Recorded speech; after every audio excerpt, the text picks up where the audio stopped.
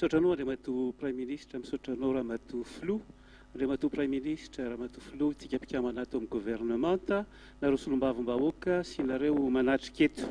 Rehefa fitinina dia fanontaniana telo eo no nipetraka tamin'ny tenako ka hovaliako tambatambatra izy telo ireo. Fanontaniana voalohany dia resaka pylône sy resaka réseau.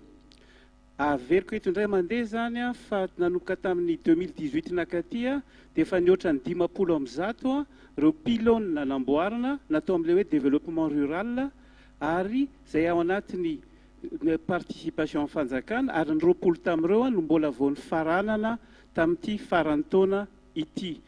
Zava-dehibe zany ary tiako ampandresina aminareo fa vola be no midévelopper ny pylône.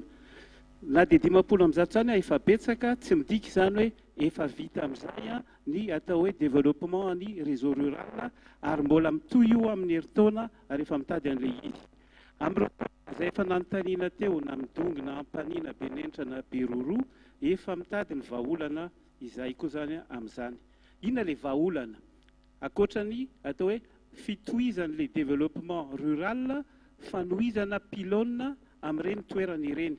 Misy zavatra telo ilay izy. Misy ohatra ireo toerana araka ny resaka nangatahana teo tamin'ny beroro izay manjaka ny atao hoe manjaka ny dahalo satria tsy afaka mihitsy zany amin'ny mifampiserasera na mandefa antso ny toerana anankiray. Hita zany eo a beroro, Marerano, Tanamavo, Tanamaro sy Bemavo. Zavatra natao zany dia ny Marerano fa misy smart village anankiray, zany hoe isy satellite zany ahafahana manao antso sy ahafahana ihany koa manao internet. Eo a beroro atao hoe solution temporaire zany amin'izao fotoana izao dia efa napetraka ny satellite anankiray ary ho alefa ho atomboka manomboka amin'ny atoato mety amin'ny herinandro ambony arakaraka ny fanarahana amin'ny député sy ny poste. Zay zany ahafahana manao an'izay temporairement. Efa natao ihany koa ireo hoe lalàna, fampivoarana ny lalàna ahafahana hoe manao ny atao hoe partage d'infra ary natao koa ny atao hoe ahafahana manamafy ny performance ny réseau izay misy ankehitriny satria raha mandinika nareo ohatra ny fanontaniana eva-tanàna dia na misy raha ilay réseau indraindray dia eo amin'ilay qualité-any no tsy tonga lafatra. Iny zany efa nataonay ny audit, efa manamboatra ny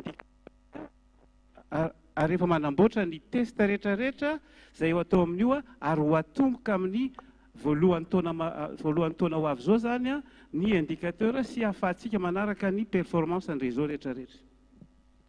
Zay ny voalohany. Eo amin'ny faharoa dia fangatahana ny smart village moa zany dia araka ny fantatrareo dia misy zavatra telo ny ao anatiny. Dia désenclavement, zany hoe amin'ny toerana sady tsisy réseau, sady tsy misy herinaratra fa hitondrana satellite sy hitondrana panneau solaire, tsy misy koa ny service poste, zany hoe hoentiny ny service postaux sy ny service financier, ary fahatelo manarakarak'izay misy les vulgarisation ahafahantsika mba manokana ohatra hoe adiny iray isaky ny tapa-bolana na ohatran'izay ho an'ireo mpianatra satria maro nareo mpianatra tsika raha izay tonga amin'ny kilasy manao BEPC na manao terminal izay mbola tsy nikirakirana zany atao hoe internet ary zany zavatra any ho amentsika azy maimaim-poana arakaraka izay fotoana tavela. Torak'izany koa ho an'ireo fikambanana renim-pianakaviana ohatra na ireo tatsasy ny sisa sy ny sisa. Eko teo zany ny amin'io zany efa 50 no efa miainga ary amin'izao tsika amin'ny teny zao angamba efa tao koa eo amin'ny 5 efa tsy ho lavitra no ho vita. Ny henoko tsara zany fangatahany lalangina, feno rivobe, kianja-drakefina sy midiongy sud, ireo zany dia anisany ho ataonay zany zao ny étude an'izy ireo dia hita eo raha ohatra izy ka ho ampidirina ho an'ireo smart village izay atao amin'ny programme 2020 sy 2020. Fanontaniana farany dia eo amin'ilay hoe hotspot na wifi gratuit. Ampifaliana ny hitenenako aminareo fa maro ireo olona fa faly amin'ilay izy na dia mbola voaroa ihany ary no nitokanana dia manakara sy tsoromandidy. Amintsika amin'ny teny zao dia efa mipetraka ny 370 ary efa mandeha tsara. Ao anisan'izay Ramatoa Filoha, ny bureau en district ny any aminao.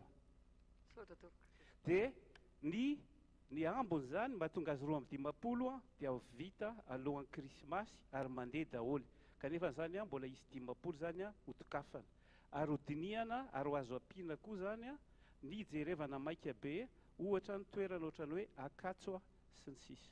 Misaotra tompoko.